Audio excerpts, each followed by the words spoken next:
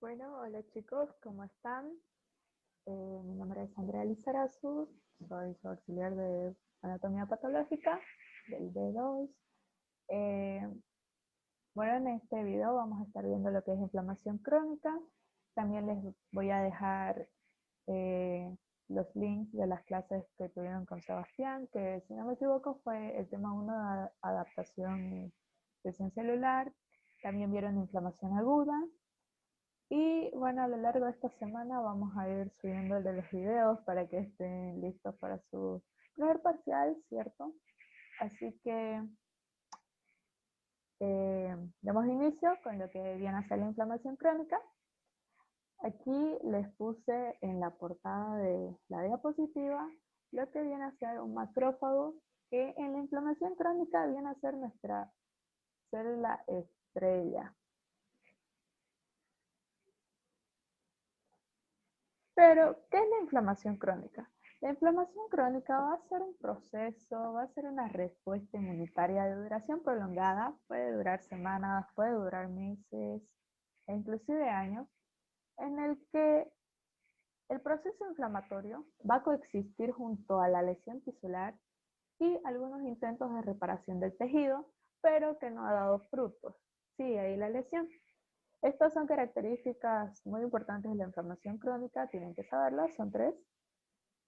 Y bueno, ¿cómo es que aparece la inflamación crónica? La inflamación crónica puede ser que se dé, que llegue, que aparezca, que tenga origen consecuente a un proceso inflamatorio agudo, o también puede que de a poco, progresivamente, se haya estado formando y ya cuando nos enteremos de que existe el cuadro inflamatorio, ya haya pasado mucho tiempo, hayan pasado semanas, meses, pero en ningún momento hubo una demostración aguda, de un cuadro agudo del proceso inflamatorio, sino que directamente cuando lo vimos ya era un proceso crónico.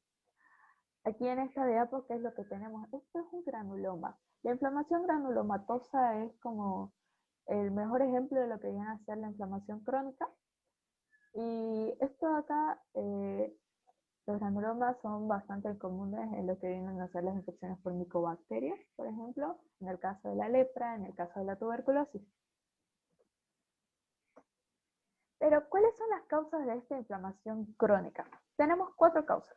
Tenemos la de infecciones persistentes, que por ejemplo está lo que viene a ser, ya les dije, la tuberculosis, lepra, y estas son infecciones que se dan por microbios que son bastante complicados de tratar, así que además que no siempre llegan a presentarse, como ya les dije, con un cuadro agudo, sino que cuando nos encontramos con la enfermedad ya ha pasado mucho tiempo y ya, claro, es un proceso crónico y ya ha formado, por ejemplo, subgranulomas y todas esas cosas. Estas son enfermedades que pueden pasar mucho tiempo ahí en silencio, incubándose, y ya cuando acordamos, el paciente está tosiendo, le falta medio pulmón, bueno. Nuestra segunda causa de inflamación viene a ser las enfermedades por hipersensibilidad. ¿A qué nos referimos a esto de hipersensibilidad? Ya más adelante vamos a verlo más a detalle, pero ahorita lo que tenemos en este tema de inflamación crónica es que van a ser reacciones que se van a dar por una activación excesiva o también una activación inapropiada del sistema inmunitario. Está el ejemplo de las enfermedades autoinmunes en las que nuestras células inmunitarias, nuestros glóbulos blancos, los leucocitos, en lugar de se activan y comienzan a atacar nuestros propios tejidos, a pesar de que no hay un agente agresor. Simplemente dejan de reconocer a nuestras células, a nuestras proteínas, las dejan de reconocer y atacan, claro, porque para ellas se convierten como en un agente extraño, así que deben hacerlo desaparecer y terminan lesionando a nuestro propio cuerpo. Está el caso de la artritis reumatoide, que bueno, es lo que sucede, de que se ataca a nivel de las articulaciones. También está la esclerosis múltiple, algunas enfermedades alérgicas, como por ejemplo el asma. Y algo que caracteriza estas enfermedades por hipersensibilidad viene a ser lo que es la fibrosis en una etapa tardía, es decir, ya cuando ha pasado mucho tiempo de estos procesos, puede existir una fibrosis. La fibrosis no va a ser otra cosa que un exceso de colágeno en los tejidos, así que este tejido se va a volver duro, rígido, e inclusive va a perder un poco o toda la función celular. Luego, nuestra tercera causa de inflamación crónica viene a ser la exposición prolongada a agentes potencialmente tóxicos. Estos ya pueden ser exógenos, pueden ser endógenos, pero a ver, un ejemplo. O sea, sílice, asbestos, carbón, con el tema de los pulmones igual, que todos estos son unas partículas que van y se asientan en los sacos alveolares y van a comenzar a como que dejar depósitos, esto va a activar a nuestras células y van a querer ir a atacarlos, pero bueno, son bastante difíciles de eliminar, ¿cierto? O por último, no podemos eliminarlos y el proceso inflamatorio, que la idea, su objetivo es hacer desaparecer al agente agresor, bueno, se va a prolongar por mucho tiempo, ¿cierto? Otro ejemplo que podríamos estar utilizando viene a ser el hepático y con el alcohol. En el caso de las personas alcohólicas, cuando han estado mucho tiempo bebiendo, consumiendo alcohol por años con esta conducta, eh, el hígado como que ya se cansa, puede generar hepatitis, también comienza a hacerse graso, ¿cierto? Y esto luego desencadena una fibrosis y por último una cirrosis. También está el tabaco también con los pulmones, que son agentes potencialmente tóxicos, ¿cierto? Y bueno, generan procesos inflamatorios bastante largos, porque no son cosas de que por fumar un cigarro ya tengas ahí tu inflamación, no, sino que estas conductas también son de toda la vida y bueno, llega un punto ya en la adultez tardía, en la vejez, que ya eh, se pronuncian, ya aparecen. Y por último tenemos a las patologías degenerativas como causa de inflamación crónica. Normalmente estos procesos no los tenemos como procesos inflamatorios, pero están relacionados. Viene a ser el Alzheimer, el tema de la diabetes mellitus tipo 2, algunos procesos neoplásicos, algunos cáncer, que ya también luego en otros videos veremos cómo es que la inflamación actúa en el cáncer. Aquí de nuevo les digo, las características morfológicas de la inflamación crónica son tres. Primero que nada tenemos a la infiltración mononuclear. Vamos a tener macrófagos, linfocitos, células plasmáticas, etc. Los macrófagos, acuérdense, son las estrellas acá en lo que viene a ser la inflamación crónica. Luego también tenemos lesión tisular o destrucción de tejidos. Esto ya puede ser por el agente persistente o por las mismas células inflamatorias, porque ustedes saben, están funcionando en exceso, están como que tienen que hacer desaparecer el agente, el causal del daño, pero no lo han podido hacer desaparecer por mucho tiempo. Esto genera de a poco un proceso de lesión tisular. Y aquí tienen a este higadito, está triste, está con mucho dolor, lo lastimaron, ¿cierto? Así que acuérdense. Y por último tenemos los intentos de curación. Tenemos el ejemplo que de esta imagen es una curita en una pared que tiene una super grieta, pero está haciendo el intento de cuidarlos, de unirlos, de reparar esto. Quizás no de muchos frutos, pero está el intento, ¿cierto? En estos procesos de intentos de curación o de curación a medias, bueno, van a estar caracterizados porque hay mucho tejido conectivo, hay tejido conectivo dañado por la misma lesión tisular. Vamos a tener angiogenia, que eso es la formación de nuevos vasos. Esto se da porque vamos a tratar, necesitamos sangre para que le den nutrientes a estos nuevos tejidos que estamos tratando de reparar y de regenerar. Así que vamos a estar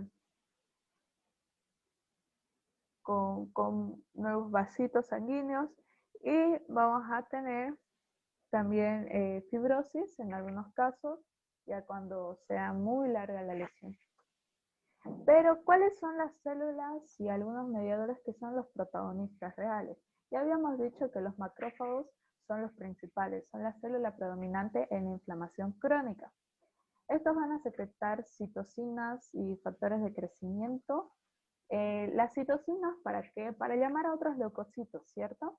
Les llaman y así vienen más linfocitos, más macrófagos, más todos y continúa el proceso inflamatorio. ¿Y los factores de crecimiento para qué? Para tratar de reparar el tejido. Es para que se regenere, se recupere, haya proliferación celular. Todo eso gracias a los factores de crecimiento. Los macrófagos, ustedes ya saben, ya los conocen de histología. Pueden tener algunas localizaciones específicas en ciertos órganos, como el hígado, los pulmones. Y también pueden circular en la sangre, pero ahí ya se llaman monocitos. Los monocitos tienen un tiempo de vida bastante corto, como un día, pero los macrófagos tisulares llegan a vivir meses o inclusive años. ¿Cuál es el trabajo que tienen estas células? Van a destruir agentes invasores y tejidos extraños. Y bueno, no solamente eso, sino que los macrófagos en general son como también un camioncito de basura, pongámoslo, de nuestro cuerpo a nivel microscópico, porque ellos siempre que se encuentren con algún desechito, algo que no tenga que estar ahí, lo tragan y lo hacen desaparecer. Y aquí lo importante, hay dos vías en las que podemos activar a los macrófagos. Vamos a poder activarlos mediante la vía clásica o la vía alternativa. ¿Pero en qué se diferencian estas vías? Aquí tenemos nuestros macrófagos, ahí está en reposo, digamos, está en reposo, y llegan distintos inductores, como que puede ser algunos productos microbianos, pueden ser endotoxinas, pueden ser lipopolisacáridos bacterianos, puede ser el interferón gamma que producen los linfocitos T, algunas respuestas inmunitarias o sustancias extrañas como son cristales, partículas, ¿cierto? Sílice, carbón, etc. Todos esos van a ir y van a activar la vía clásica. Así que pongamos como que la vía clásica es cuando llega una señal de peligro, de que hay algo mal que tenemos que ir a arreglar, que el macrófago tiene que ir a limpiar. Entonces activa nuestro macrófago por la vía clásica y mediante esta activación va a tener dos conductas. Primero, va a comenzar a producir más especies reactivas de oxígeno, más óxido nítrico y en general más enzimas lisosómicas. ¿Esto para qué? Esto le va a otorgar una mayor capacidad destructiva y así va a ser mucho más fácil la fagocitosis y la destrucción de lo que vienen a ser bacterias y hongos. Así que este macrófago que va a estar más fuerte, más musculoso, va a poder dar mejor batalla a nuestros agentes extraños, ¿cierto? Ahora, la otra característica que tiene este macrófago activado por la vía clásica, este M1, es que va a producir más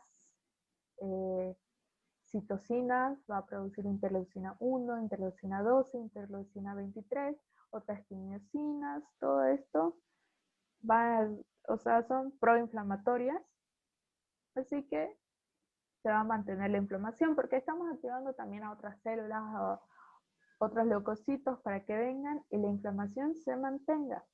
Entonces, los M1 son macrófagos proinflamatorios que son más fuertes, son más grandotes para tener una mejor capacidad microbiocida. Así que acuérdense, M1, proinflamatorios y destructores. Pero veamos del otro lado a los M2, la vía alternativa. ¿Qué es lo que sucede? Cuando nos llegan estas señales de interleucina 13, interleucina 4, que son producidas por los linfocitos T, vamos a estar activando la vía alternativa.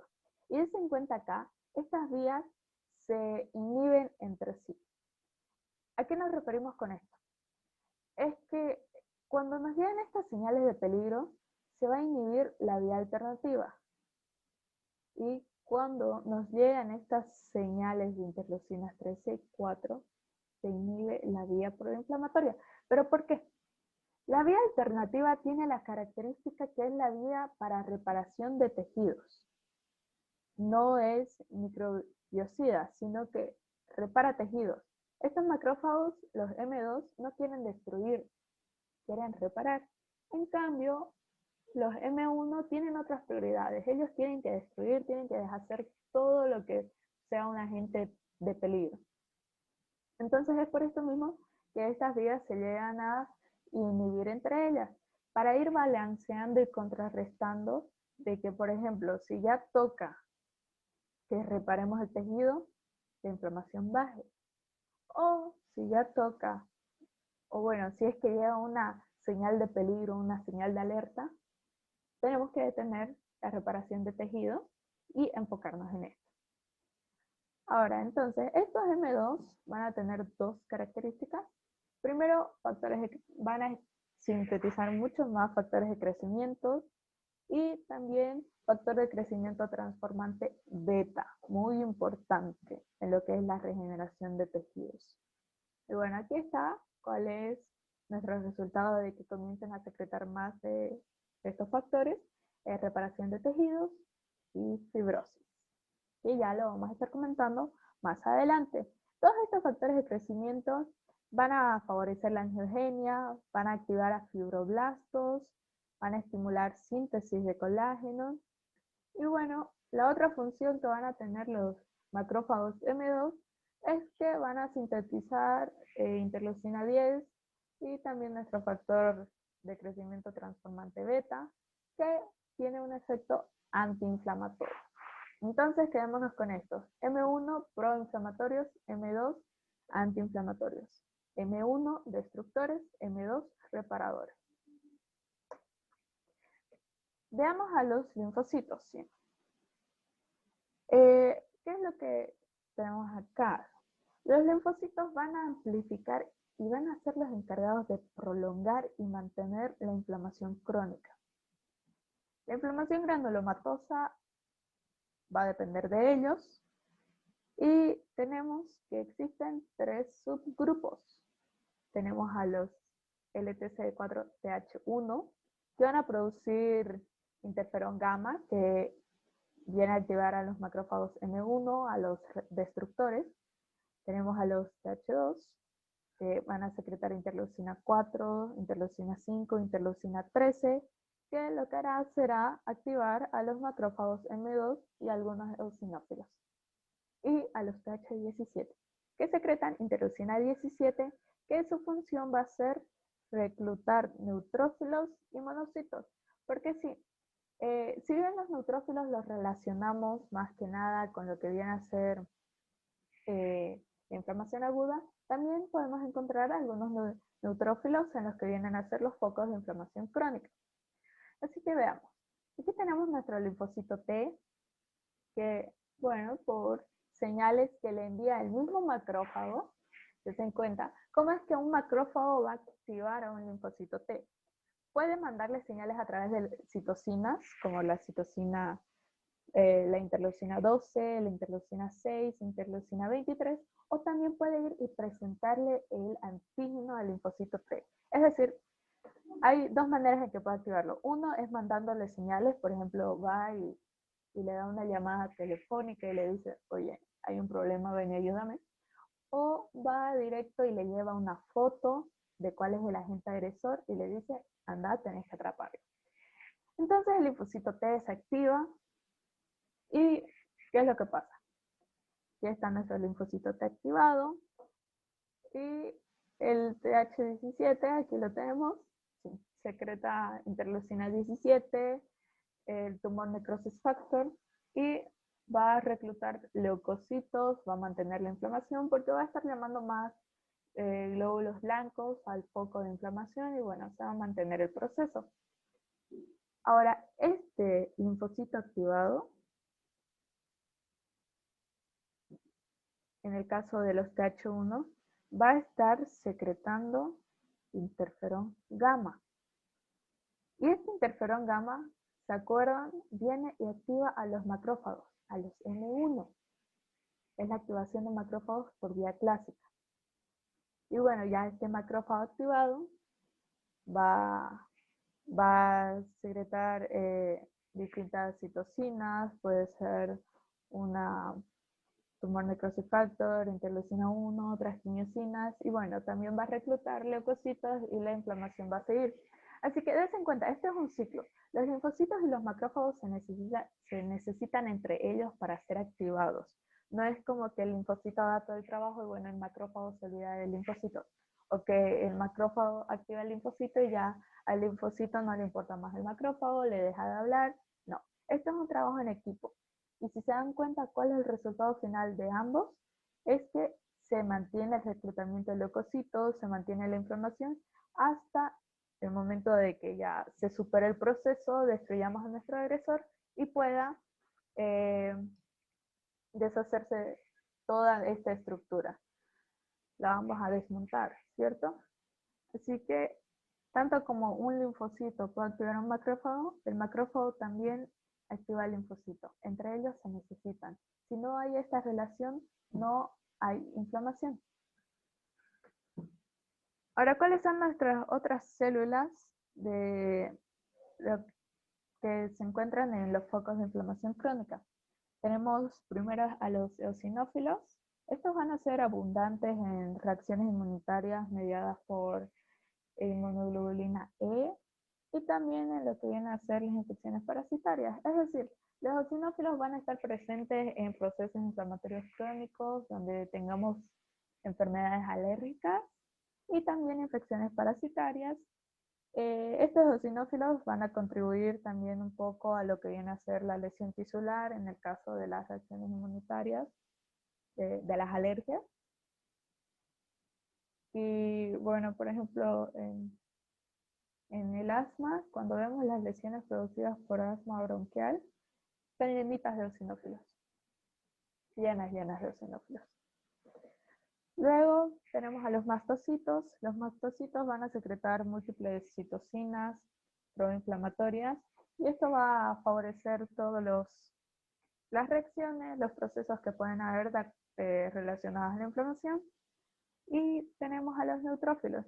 Ya habíamos dicho de que son característicos, son las estrellas de la inflamación aguda, pero también los podemos encontrar en infecciones bacterianas crónicas y también en algunas lesiones pulmonares por tabaco. Ahora veamos, inflamación granulomatosa.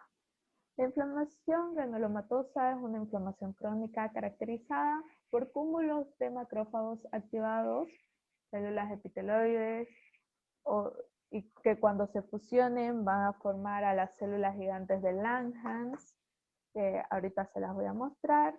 Y también en estos granulomas vamos a poder ver a lo que son los linfocitos T, vamos a poder ver inclusive, de acuerdo a la edad de la lesión, vamos a estar viendo a lo que es la necrosis central que se produce en estos granulomas.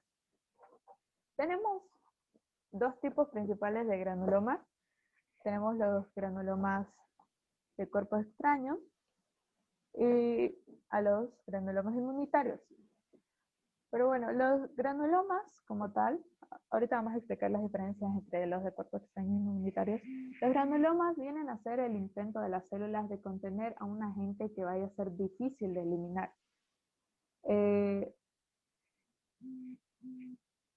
Y bueno, aquí están los más antiguos, pueden tener un contorno de fibroblastos y de tejido conectivo.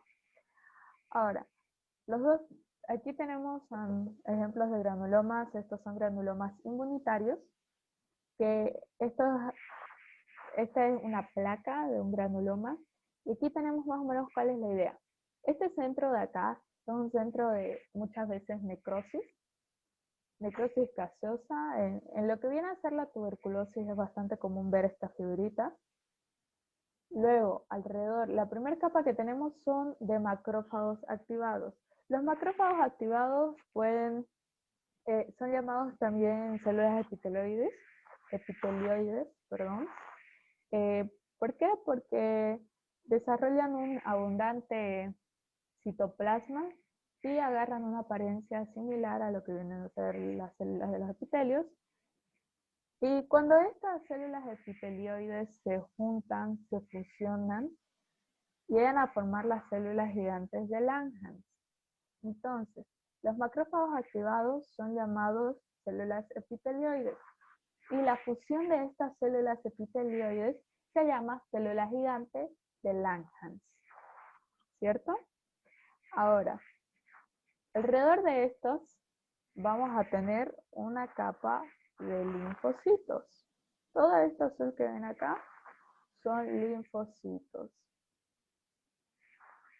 Y esto de acá, la última capita, sobre todo en lo que viene a ser los granulomas antiguos, tenemos a los fibroblastos.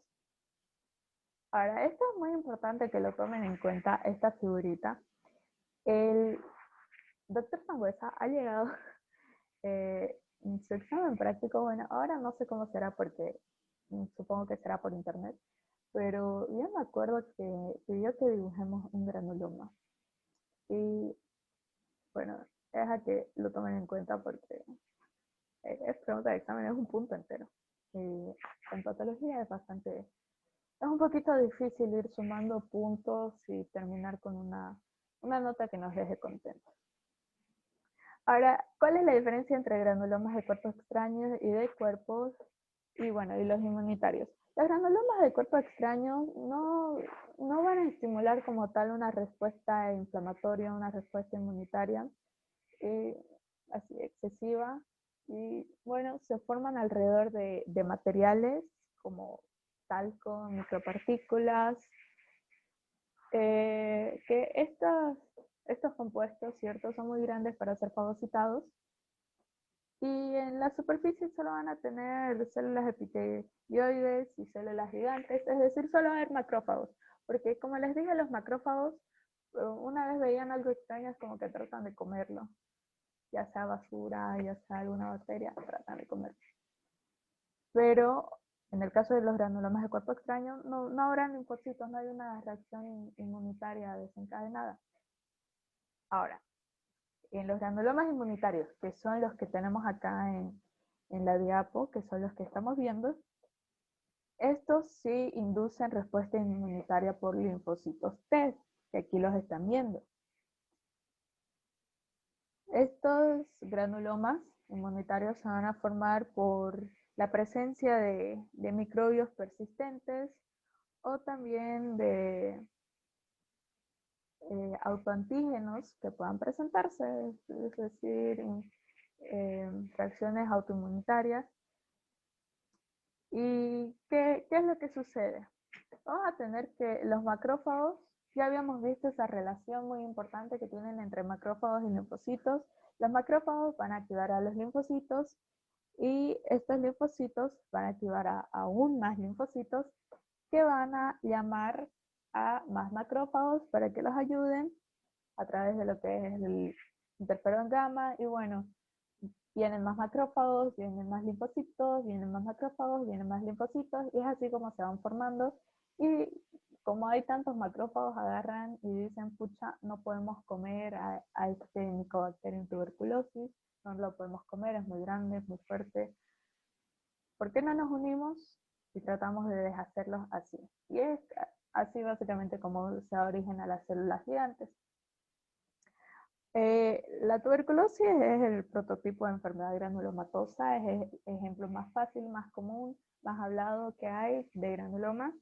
Y bueno, ya cuando ha pasado mucho tiempo, estos granulomas más antiguos pueden llegar a tener un contorno de fibroblastos, de tejido conectivo, pero porque esto viene a ser como también nuestro intento de curación, ¿cierto? Que habíamos hablado que era una característica morfológica de la inflamación crónica.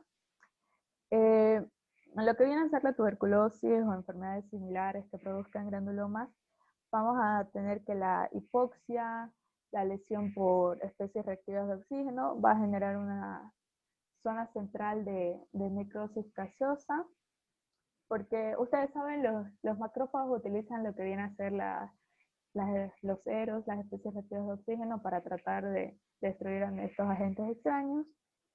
Y bueno, la resolución de estos granulomas, pongamos que era un paciente con tuberculosis y le administramos tratamiento, lo siguió a pie de la letra, no se faltó ningún día de su tratamiento, tomó todos sus antibióticos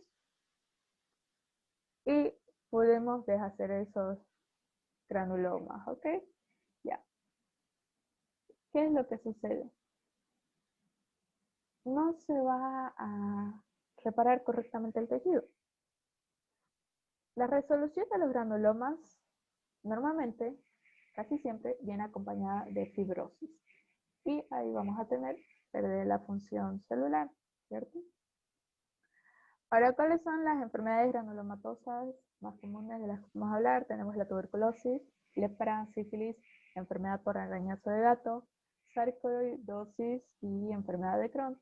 La sarcoidosis es una enfermedad que va a ser caracterizada porque, bueno, vamos a estar produciendo granulomas en todo el cuerpo. Y la enfermedad de Crohn o enfermedad intestinal inflamatoria, lo que vienen a hacer los países desarrollados, los países primermundistas, es la causa común, más común de granulomas en las personas, ya que ellos no cuentan como acá nosotros que tenemos en la región. Bolivia es el país que tiene más casos de tuberculosis, bueno, que la tiene más difícil. Y, por ejemplo, en Estados Unidos ellos no van a tener tuberculosis, ellos tienen otros problemas. En ellos predomina la enfermedad de Crohn como causa de granuloma. Ahora, ¿cuáles son los efectos sistémicos de la inflamación? Veamos.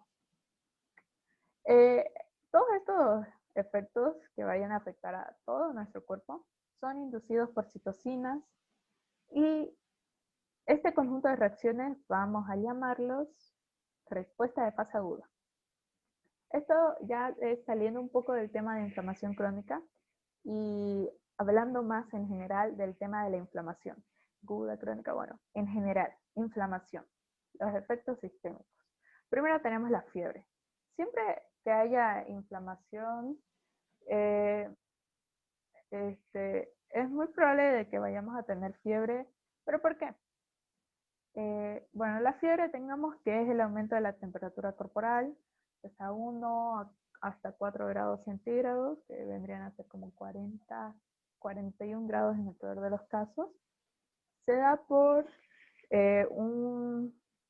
nosotros en el hipotálamo tenemos un termostato propio de nuestro cuerpo, que, bueno, está entre, pongamos un 36.5, 37 grados centígrados, por ahí se encuentra regularmente en una persona sana, en una persona adulta, y tenemos nuestras variaciones a lo largo del día. Dependiendo de la hora, nuestro cuerpo está en distintas temperaturas.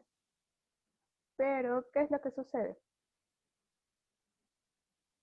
Cuando se desencadenan procesos inflamatorios, se van a liberar estas sustancias que son llamadas pirógenos, pueden ser exógenos, pueden ser endógenos. Los exógenos son, por ejemplo, lipopolisacáridos bacterianos, y los endógenos vienen a ser la interleucina 1, interleucina 6, lo que viene a ser tumor necrosis factor. Todo esto van a ir al hipotálamo y es como que recalibran ese termostato y ponen que la temperatura, en lugar de ser 36.5, debería ser 38.5. Y lo suben, ¿cierto? Y bueno, ahí nuestro cuerpo es como que, pucha, nos está haciendo frío, estábamos a 36.5 cuando deberíamos estar en 38.5, porque eso nos está indicando el hipotálamo, que es lo normal. Así que comienza una serie de procesos para ir ganando calor, y es así como se genera la fiebre. La fiebre puede ser tratada fácilmente por antiinflamatorios no esteroideos. Y bueno, ahí ya esto también va a ir contra la inflamación y es un proceso agudo, sencillo, ahí termina y no pasa nada más. ¿Cuál es el segundo efecto sistémico de la inflamación? Hay una producción de proteínas de fase aguda. ¿Cuáles son estas proteínas? Viene a ser la proteína C reactiva, la PCR, no la confundan con reacción en cadena de polimerasa, sino proteína C reactiva. Tenemos la proteína amiloide A sérica y el fibrinógeno. Todas estas, en el caso de, bueno, procesos inflamatorios, pueden actuar como opsoninas y es una manera también de que podríamos ir como que llamando la atención del sistema del complemento y hacer mucho más fácil la destrucción de nuestro agente extraño. También hay cambios en el recuento normal de los leucocitos. Los leucocitos normalmente los tenemos entre 5.000 a 10.000 células por mililitro de sangre, ¿cierto? Pero cuando hay procesos inflamatorios, procesos infecciosos, estos van a subir hasta 15.000, 20.000 y mucho más. Mucho más. Esto pongamos que es una infección así normalita, tranquilita, 15.000, 20.000, pero pueden escalar muchísimo más. Ahora, existen distintas variaciones, por ejemplo, en el caso de que el predominante vaya a ser neutrófilos, aquí vamos a comenzar a pensar en una neutrofilia, en una infección bacteriana. En el caso de que las infecciones o el proceso inflamatorio sea muy agudo, los neutrófilos son los primeros en subir. Son los primeros en subir y pongamos que esta inflamación, esta guerra contra ese antígeno que queremos destruir, ese choque antígeno en tu cuerpo, ¿cierto? Libera esta batalla, esta guerra. Los neutrófilos son los primeros soldados en ir, ya eso lo vieron en inflamación aguda, los neutrófilos van, y como en toda guerra, una vez acaban tus soldados, acudís a las reservas, ¿cierto? Y las reservas muchas veces son peladitos, son niños, y estos son los neutrófilos inmaduros, los callados. A ese proceso de que cuando comienzan a aparecer callados en la sangre, lo llamamos desvío a la izquierda. Así que bueno, si hay neutrofilia, lo normal es que comencemos a pensar un poco en infecciones bacterianas. Ahora, en el caso de que tengamos una linfocitosis, pueden ser infecciones víricas. La eosinofilia, que es el aumento de los eosinófilos, está presente en personas que tengan enfermedades alérgicas y también en personas que tengan infecciones parasitarias. Lo que vienen a hacer los helmintos, esos disparan los eosinófilos, los hacen subir a rapidísimo. Hay algunas helmintiasis que te llega al paciente con 70-80% de eosinófilos cuando que tengamos uno, ya está bien, digamos.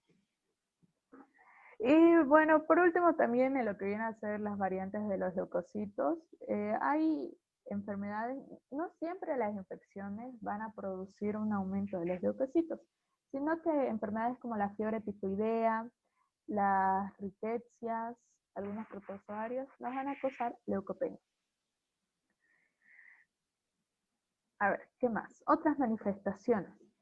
En las otras manifestaciones que tengamos por inflamación, vamos a tener aumento del pulso sanguíneo, vamos a tener aumento de la presión arterial, va a disminuir la sudoración del cuerpo, va a haber escalofríos, se nos va a pasar el hambre, eso es anorexia, es decir, inapetencia, vamos a tener sueñito, nos vamos a sentir mal en el cuerpo, vamos a querer descansar, estar echados, recostados.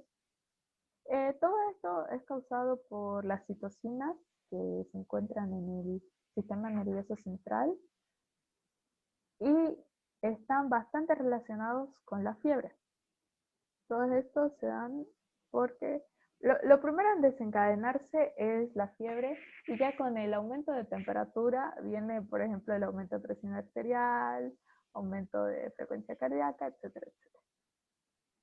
Y bueno, hay situaciones en las que la inflamación se descontrola, hay infecciones graves, este proceso inflamatorio, sobre todo agudo ya no crónico, sino agudo, es como que ya no puede abastecer, hay una respuesta anómala, se sale de control, el paciente entra en sepsis.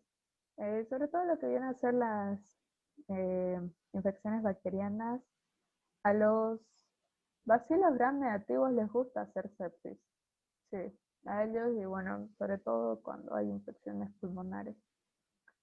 Eh, Estas sepsis van a tener una característica especial relacionada a la inflamación, es que va a haber una gran cantidad de citocinas. Una gran cantidad de citocinas y bueno, el paciente puede presentar coagulación intravascular diseminada o CID, puede entrar inclusive en shock, siendo que no lo hayamos tratado correctamente, puede entrar en shock hipotensivo y pueden haber algunos trastornos metabólicos como resistencia a la insulina que genera una hiperglucemia. Estas tres vienen a ser conocidas como la triada clínica del shock séptico. Ahora vayamos a lo que viene a ser la reparación de tejidos. ¿Qué reparación para empezar? Va a ser el restablecimiento de la arquitectura y la función tisular tras una lesión. Acá les puse la foto de una cicatriz. Bueno, esta es una cicatriz, ¿sí? Quizás no haya curado del todo bien. Ya vamos a ver cuáles son las anomalías que pueden presentarse, pero es bastante notoria y para que se den cuenta de la situación. La reparación de tejidos también recibe un nombre más cortito, más sencillo, cicatrización. Es lo mismo, es el mismo proceso. Ahora, hay dos maneras en las que podemos reparar los tejidos. Tenemos el proceso de regeneración y el proceso de depósito de tejido conectivo. Las dos, el fin es el mismo, el objetivo es el mismo, que viene a ser reparar nuestra lesión tisular. Ahora hablemos un poquito de la regeneración primero.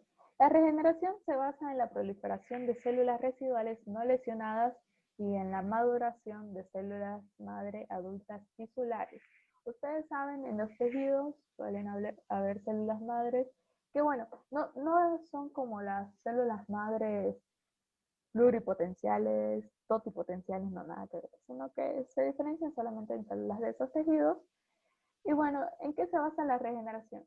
Aquí nosotros tenemos nuestro tejidito, nuestra piel normal, está todo tranquilo. Y algo sí que hay que mencionar de la regeneración, es que la regeneración, sobre todo en lo que viene a ser a nivel de los epitelios, solo se va a dar en caso de que la lesión sea sencillita, sea superficial, nada muy grave. Ahí se va a dar regeneración. Todavía vamos a tener células tisulares que no hayan sido dañadas, que hayan quedado ahí intactas, y estas van a comenzar a dividirse, estas más algunas células madre adultas van a comenzar a proliferar y vamos a lograr regeneración. Va a ser como si no hubiera ocurrido nada, no pasó nada acá. ¿Entienden? En la regeneración hay completa restauración del tejido, no hay ningún cambio funcional, ni de aspecto, ni nada. Ahora, esta regeneración va a ser promovida por factores de crecimiento. Ya habíamos hablado de los macrófagos M2, a ellos les gusta reparar y es dependiente de la integridad de la matriz extracelular. Como ya les dije, solo en caso de heridas superficiales, livianitas, que no haya pasado nada, ahí está. Matriz extracelular intacta, solo fue daño a la capa superficial de células y se regenera como si nada. Ahora, según la capacidad que tengan los tejidos de regenerarse, tenemos a los tejidos lábiles, que estos tejidos están en una división continua. Por ejemplo, está en la médula ósea, las células hematopoyéticas, a todos los distintos tipos de epitelios, ya sean escamosos, cúbicos, cilíndricos, etc. Todos estos tienen la capacidad de regenerarse y hacer como si no hubiera pasado nada, sobre todo en caso de que las lesiones hayan sido superficiales. Luego también tenemos a los tejidos estables, que bueno, estos solo se van a dividir cuando hay alguna lesión, por ejemplo, en el parénquima hepático, parénquima renal, el pancreático, y normalmente se regeneran bien y continúan como si nada, sobre todo lo que es el hígado. El hígado es el mejor ejemplo de regeneración parenquimatosa.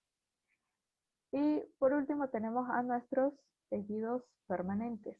Estos tejidos permanentes, una vez que nacemos, que salimos del vientre materno, no hay más proliferación celular. Es el caso de las neuronas, es el caso de los cardiomiocitos, que si bien ya se ha demostrado de que sí hay cierto nivel de proliferación celular, de reproducción, este no llega a ser suficiente como para reponer el tejido. Por ejemplo, en el caso de que tengamos un infarto de miocardio, esa área necrótica ya no se va a restaurar nunca más y el corazón va a perder esa superficie de músculo. Ya no le va a ser útil, va a quedar ahí toda tiesa, toda flácida, no importa, no ejerce ninguna presión, no bombea, no nada. Es por eso de que se le complica un poquito más la situación a los pacientes que hayan tenido algún problema de estos. También cuando tenemos lesiones en el sistema nervioso, no hay manera de regenerar estos nervios, las conexiones neuronales, ¿no? Porque no hay la reproducción suficiente de células, de neuronas, como para restablecer el funcionamiento normal. Ahora, la segunda manera que tenemos de reparar el tejido viene a ser por depósito de tejido conectivo, que es el ejemplo que lo tenemos acá, que se da en casos de heridas graves o heridas donde el tejido no pueda reponerse por sí mismo y va a derivar en la formación de una cicatriz y el aspecto de este tejido, de esta área, va a cambiar, ya no va a ser igual al resto. La cicatriz va a tener una apariencia diferente. No es como el caso de la regeneración, que aquí es como si nada hubiera pasado. No, en el depósito de tejido conectivo se forma la cicatriz y cambia el aspecto. Ahora, ¿cuáles son las características de la reparación por depósito de tejido conectivo? Vamos a tener que formar cicatrices, se da cuando la lesión tisular es grave o el tejido no puede regenerarse al 100% por su cuenta. En el caso del tejido parenquimatoso, vamos a tener de que puede existir fibrosis a través de este proceso de depósito de tejido conectivo. La fibrosis van a ser grandes depósitos de colágeno, puede darse en pulmones, en hígado, en riñón, etc. La vesícula biliar, todo eso. Y en el caso de la fibrosis, cuando se da en espacios tisulares con exudado inflamatorio, se va a llamar organización. Y bueno, el depósito de tejido conectivo va a formar, ya dijimos, las cicatrices. Estos son parches de tejido, no es como que haya una restauración al 100%, sino que estamos parcheando de a poco con otro material. Y hay 3 pasos para la formación de esta cicatriz, de este parchecito. Vamos a tener la angiogenia, que, bueno, la angiogenia va a estar mediada por lo que viene a ser el factor de crecimiento endotelial vascular. ¿Y para qué nos sirve la formación de nuevos vasos? A ver, veamos aquí esta imagen. Tenemos nuestro tejido normal y de ahí llega una infección o una herida y tenemos nuestra área lesionada. Esto ya es lesión tisular, aquí está normalcito, pero aquí miren ya está lesionado. Y esta lesión va a generar un proceso inflamatorio. ¿Ven? Aquí tenemos algunos polimorfos nucleares, algunos mononucleares, tenemos a nuestros neutrófilos, a nuestros macrófagos que igual tienen que ir a ver ahí qué es lo que está pasando. Y lo primero que sucede, pongamos que ya hayan limpiado la escena. área de lesión ya haya sido limpiada, rastreada, no hay más bacterias, no hay más desechos, no, está totalmente limpia, den paso a la reparación del tejido. Bueno, lo primero que sucede es que hay formación de nuevos vasos. Ven que estos puntos rojos de acá son vasos sanguíneos. Ven que acá están como que estirando algunas manitos, algunos bracitos, es porque se están formando nuevos vasos. Están tratando de llegar a este tejido acá que está siendo reparado, es nuevo. Y de paso también vean que están formando nuevos vasos. No es solamente de que estén estirando bracitos, estén estirando nuevos capilares, sino que también están formando nuevos vasos y se está conformando una nueva red vascular en esta área. Ahora, esto se da porque para que haya una buena regeneración del tejido, se necesita que haya una buena aportación de nutrientes y de oxígenos necesarios para un buen funcionamiento celular, ¿cierto? El segundo paso, luego de que comience a haber una angiogenia, viene a ser la formación del tejido de granulación. ¿Qué es el tejido de granulación? El tejido de granulación va a ser el tejido donde se encuentren fibroblastos, tengamos depósito de tejido conectivo, algunos vasitos nuevos y tengamos también la presencia de algunos leucocitos que están ahí todavía patrullando en caso de que algo salga mal. Ellos siguen ahí viendo de que nadie se acerque, esté todo bajo control. Pongamos que es como, son guardias de seguridad de la construcción. Este paso de acá, este proceso de formación del tejido de granulación, está mediado por el factor de crecimiento transformante beta. Y por último, vamos a tener la remodelación del tejido conectivo, que nos va a dar como resultado una cicatriz fibrosa estable. Ya en esta remodelación es como que terminamos de hacer el parche, pongamos teníamos un bachecito y aquí ya está de nuevo pavimentado, pero tiene un aspecto diferente y lo que sí nos asegura todo esto es que tiene la misma resistencia que el resto del tejido, pero su estructura es diferente. Ahora, vayamos con lo que viene a ser la cicatrización de heridas cutáneas. Para empezar, hay muchos factores que vayan a afectar a la cicatrización y a la reparación tisular en general.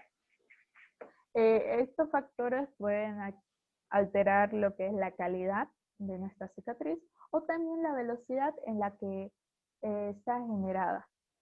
Por ejemplo, en el caso de que nuestra herida se infecte, la inflamación local va a ser prolongada. También en personas que tengan algunas enfermedades metabólicas como la diabetes, ustedes saben que por lo menos en lo que es en las partes distales del cuerpo, en los dedos del pie, hay una deficiencia en lo que viene a ser la vascularización y la llegada de sangre, y bueno, es por esto también que se comienza a producir lo que viene a ser el pie diabético. También el estado nutricional de las personas pueden afectar lo que es la reparación tisular, la cicatrización, porque si estamos mal alimentados, no vamos a tener una correcta síntesis de colágeno y esto va a retrasar la cicatrización. Así que es muy necesario de que la persona cuente con las proteínas y con las vitaminas necesarias. Sobre todo lo que viene a ser la vitamina C es muy útil, es necesaria en el proceso de cicatrización. También tenemos el uso de glucocorticoides o esteroides. Estos van a inhibir al factor de crecimiento transformante beta, que ya habíamos dicho era el encargado de la formación de tejido de granulación, y si no lo tenemos, entonces la cicatrización va a entorpecerse muchísimo. Luego también tenemos algunos factores mecánicos. Por ejemplo, si tenemos una herida que nos hayan hecho puntos, ¿cierto? Y nosotros le estemos estirando la herida, tocándola, los bordes nunca van a terminar de cerrar correctamente. Y bueno, uno, la cicatrización va a tardar, y dos, quizás no cicatrice tan bonito como esperábamos. También el tema de heridas en lugares de la piel que haya mucho movimiento, rodillas, coditos, como están siempre en movimiento, estirándose, contrayéndose, también es como que pueda retrasar un poquito la cicatrización. La mala perfusión, ya habíamos dicho, de que era un factor muy importante que alteraría en gran manera la cicatrización, porque no llegan buenos nutrientes, no llega oxígeno, así que se entorpece todo el proceso. También tenemos la presencia de cuerpos extraños. Esto puede dificultar lo que viene a ser la cicatrización, porque todavía nuestros leucocitos están como que interesados en eso, en destruirlo, así que no comienza de inmediato la reparación del tejido. También el tipo y el alcance de la lesión, de acuerdo si es grande, es pequeña, dónde está, cómo está, todo eso afecta. Y bueno, con todos esos factores ya en cuenta, pongamos de que nuestro cuerpo no tiene ninguno de esos factores en medio, sino que estamos sanos, saludables, nuestra herida no está infectada porque la limpiamos correctamente. Si nos hicieron puntos, no importa, nosotros tomamos el cuidado adecuado. Así que, ¿qué es lo que sucede? En la cicatrización de heridas tenemos dos vías, dos maneras. Tenemos la cicatrización o curación por primera intención o unión primaria y la cicatrización por segunda intención o unión secundaria. En esta cicatrización por primera intención, la lesión es bien... hay dos cosas. O puede ser que solo afecta al epitelio o que sea una herida angostita, que no sea grande, sino que es angostita. Así como, por ejemplo, lo que vienen a hacer en las cirugías, sobre todo hoy en día se hacen incisiones bien pequeñitas, y estas incisiones, bueno, la hoja del bisturí tampoco no es como que sea anchísima, así que es delgadita, y bueno, ya si se estira no es otra cosa, pero es delgadita. Así que con el cuidado adecuado se cura bien y deja una cicatriz probablemente que ni se note, sea solo una línea o quizás ni esté. Esta cicatrización por primera intención se da en tres fases: la inflamación, la proliferación de células epiteliales y la maduración de la cicatriz. Así que veamos esta herida de acá, dice en las primeras 24 horas, ¿qué es lo que sucede? Hay inflamación. Aquí tenemos neutrófilos que fueron a ver qué es, qué pasa. Nos ha llegado una señal de emergencia de que hubo una lesión. Tenemos que venir a ver si es que no hay bacterias que estén entrando, no hay algún objeto extraño. ¿Qué pasa?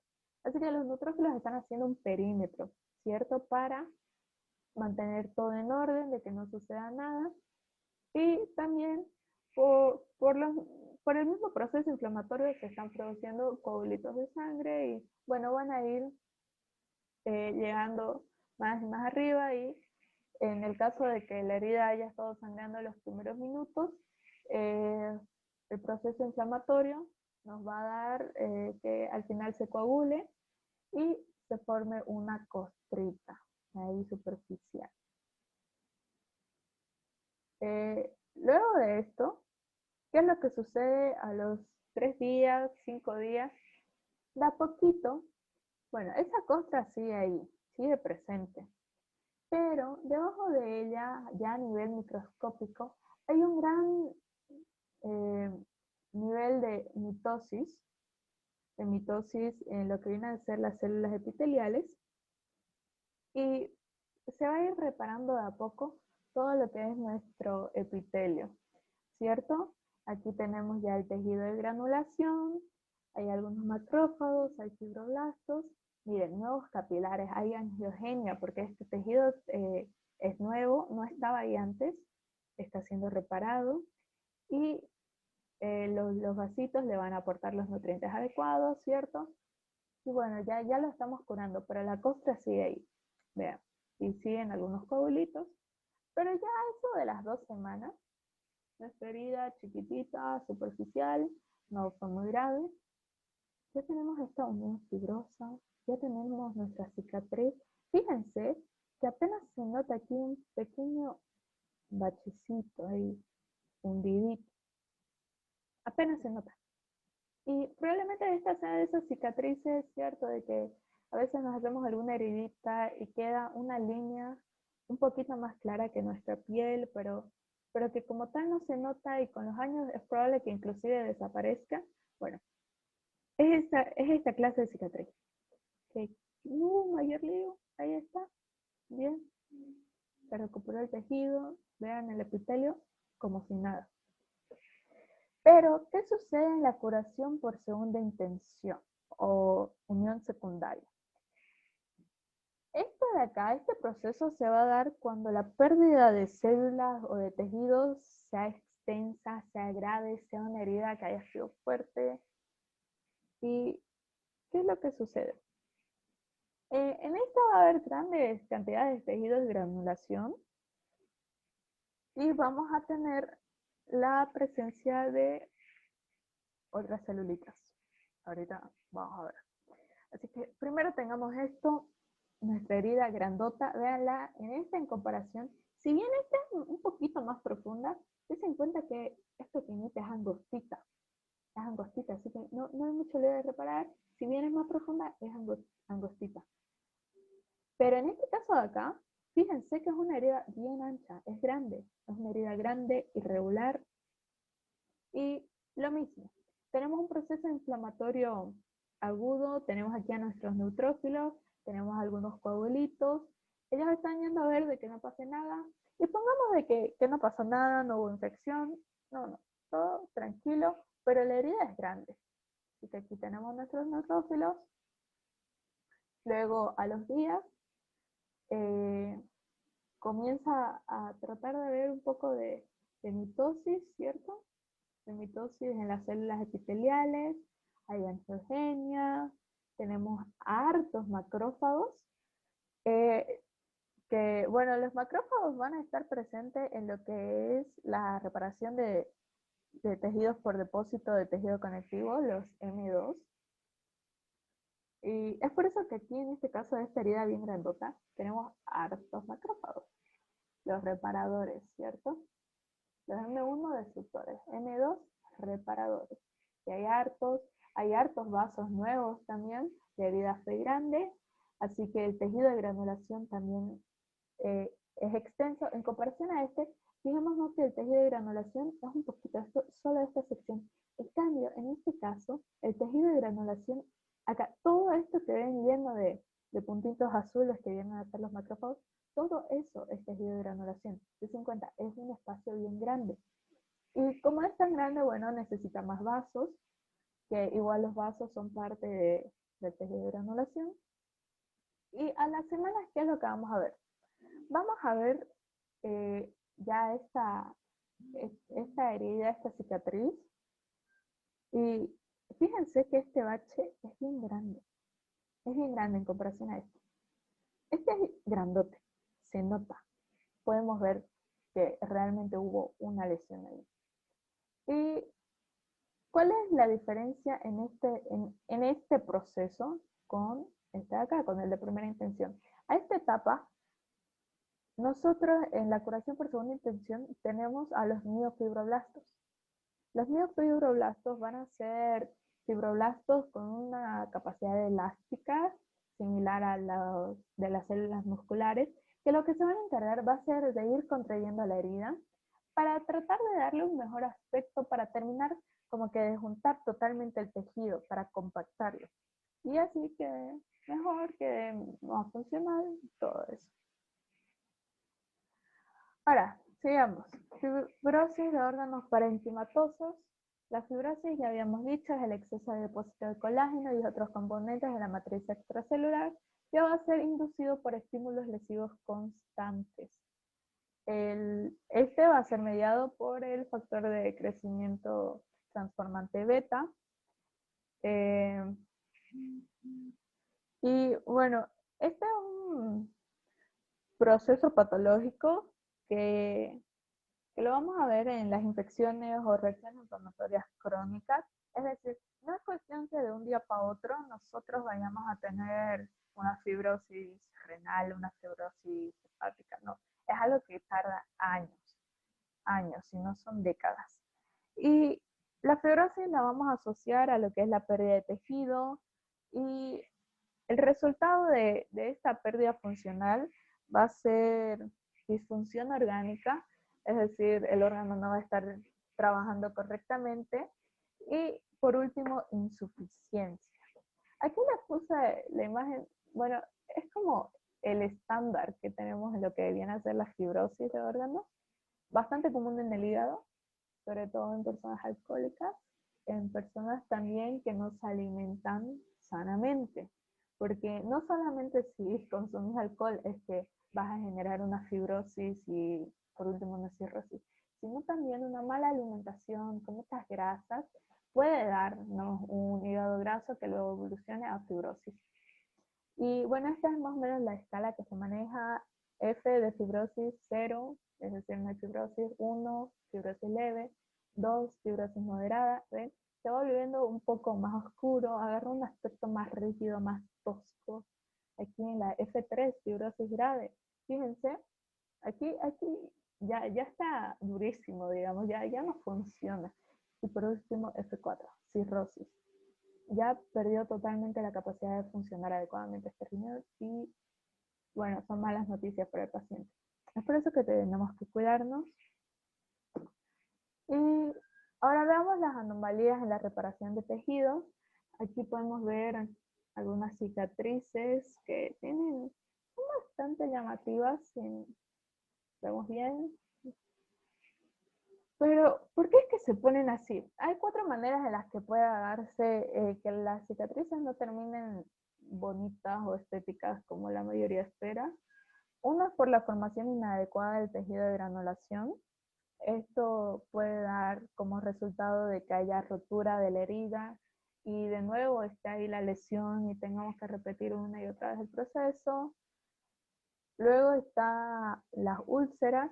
Una formación inadecuada del tejido de granulación va a llevar a una curación mala, que puede derivar en una úlcera, digamos el tejido no está en su mejor momento, no hizo ni el intento de simular al tejido original. Luego, otra anomalía que puede darse en la reparación es la formación excesiva de componentes. ¿A qué nos referimos con esto? Es cuando estos componentes que participan en el proceso de curación, de reparación, es como que los producimos demasiado, tanto así que ni siquiera los necesitamos, pero los sigue produciendo. Es el caso de las cicatrices hipertróficas, es decir, cicatrices que protuyan un poquito de la superficie epitelial, o de los famosos queloides, ¿cierto?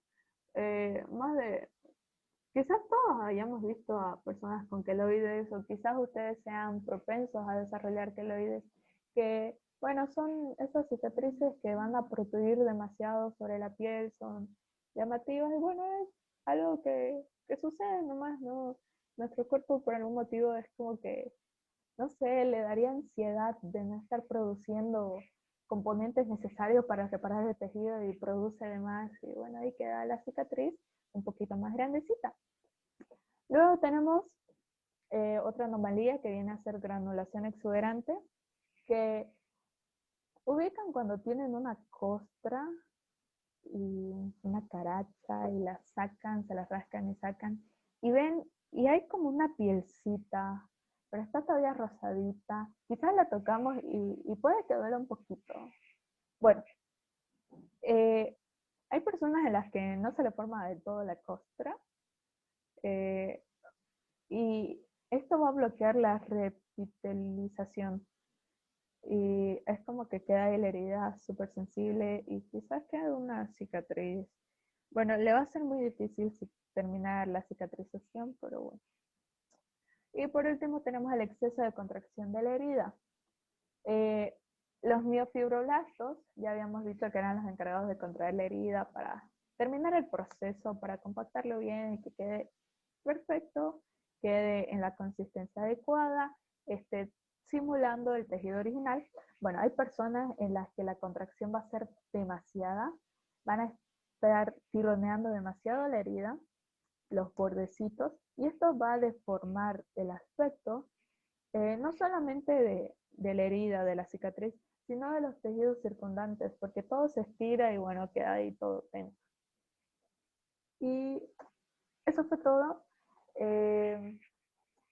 Gracias por ver la clase y yo les voy a estar dando luego lo que viene a ser la clase de neoplasias. Sebas y Armando van a darles trastornos hemodinámicos e inmuno esta semana también, así que no se preocupen por eso. El próximo domingo voy a estar subiendo lo que es neoplasia. Gracias.